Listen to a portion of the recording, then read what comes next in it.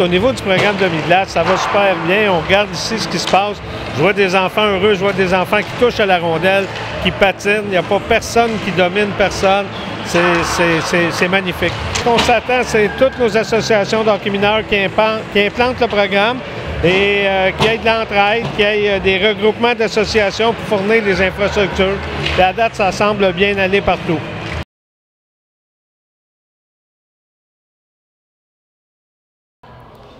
Qu'il n'y ait pas d'hors-jeu, dégagement refusé.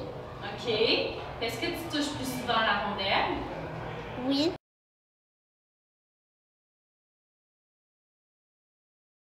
Moi, j'ai une question. Vous avez été déçu quand vous avez appris que c'était une petite glace? Oui, vous vouliez jouer dans la grande glace, comme ton frère et ta sœur.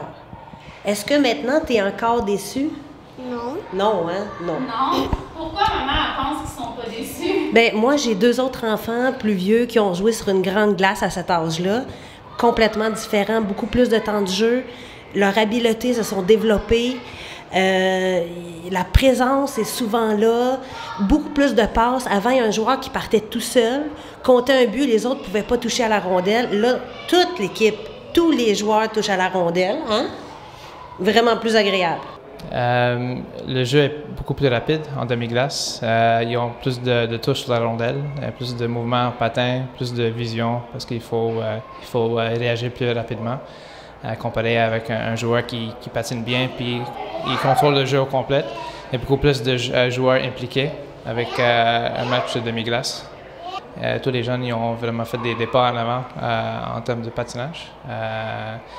Je pense que c'est une bonne idée essentiellement dans le programme de MAG Novice, c'est important de développer le patinage avant. Après ça, on peut lancer les rondelles plus tard. Maintenant, c'est un jeu rapide, donc il faut savoir patiner. Comparer les parties avec le full ice, glace pleine, puis ils touchent la rondelle 7 ou 10 secondes par match.